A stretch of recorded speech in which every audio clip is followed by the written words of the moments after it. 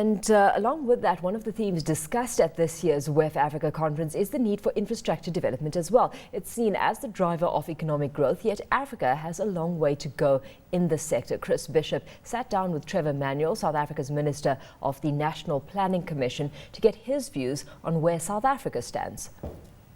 There's been a lot of progress. The African Development Bank initiated a program called PIDA, a program for infrastructure development in Africa, PIDA, and it's pretty comprehensive.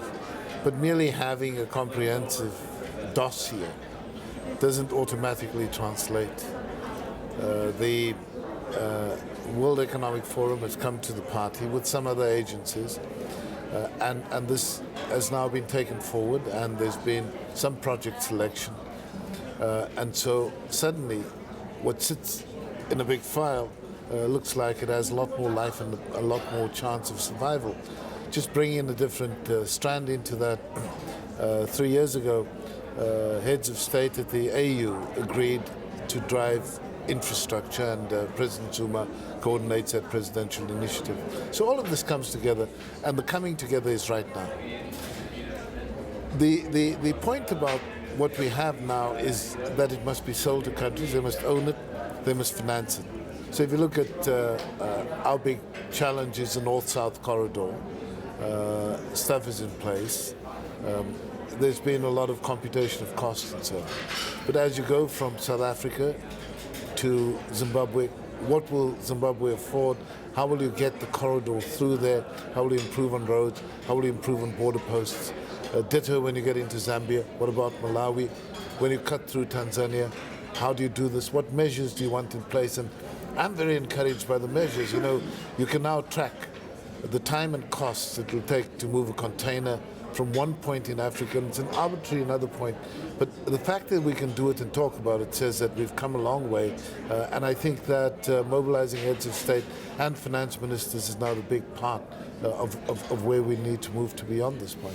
I mean, you did mention earlier that teams had been sent out before, and yet there are still not enough roads, there are not enough rails all over the continent. You know, road and rail actually takes a bit of time. You need to make the announcement.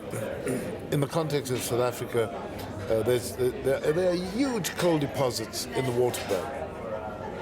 You need to get it to somewhere.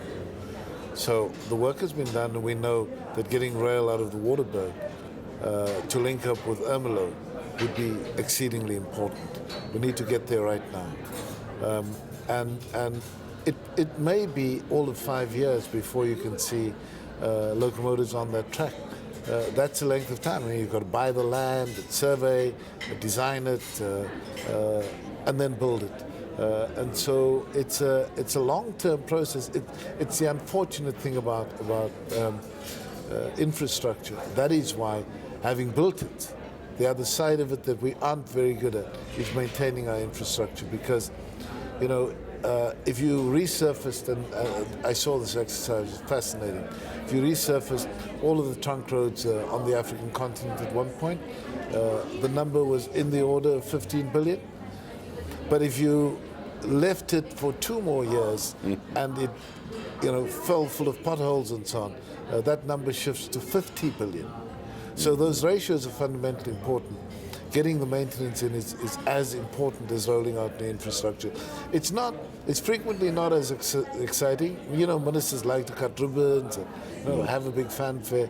It's not as exciting when you're merely maintaining, but it is necessary with infrastructure. How likely is it the money is going to be there? I mean, all over the world, government coffers are empty. Banks are saying they don't want to lay out large amounts of money. How likely is it they're going to get like maybe 100 billion, even more, for this continent? You know, one of the issues on the continent right now is that there are very significant mineral resource finds.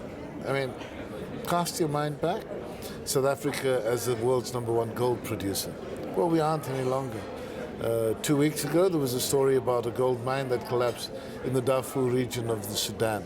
Darfur, Sudan, gold. But I think the story about mineral resources is that the deposits are being found increasingly as geological survey takes place across the continent. What we need to get in place are clear, transparent rules, of how governments contract, and also to ensure that they contract to maximize the return of the mineral resource. So you need some private investor to come in and mine, but governments must be able to impose the taxes, and those taxes are very important in delivering the infrastructure. It means that you can lift one big burden, but it also means that governments are in play differently because they can now talk to financiers, be this development finance institutions, the African Development Bank or the World Bank, or some countries that a few years ago didn't have access to capital markets can now do so. Countries like Zambia and Ghana are actually borrowing in capital markets at pretty decent rates now. So we are looking at a world that is shifting as we speak, and it's very important that we can bring this together and deliver on the infrastructure. But it's not just infrastructure for industry. So it's not just rail and port and big roads, it's also about the social infrastructure, including proper urban planning and building schools and hospitals and those kinds of things. It's been in discussion at this WEF. So how likely is it, one of the solutions that's been put forward here is that private money is going to be invested for a return in these projects. How likely is it, you think, that infrastructure projects in Africa are going to pay enough returns to get the narrow eyes of investors looking at them? Look, they can. I mean, it's not a bad business. If you look at Australia and recognize the fact that the largest private infrastructure financier comes out of Australia, then you begin to understand that developing infrastructure is not without returns if properly managed. And it doesn't have to be completely rapaciously done. You need government with rules that can contract. I think that's the beginning of this issue. But also, from time to time, there's resistance. We undertook the Gauteng Freeway Improvement Project, and the only way to recover the costs was via tolls. And there are protests against these urban tolls. But how else do you finance it? User pays rules need to be in place, and the key issue, I think, is transparency, and people must trust that they're getting what they pay for.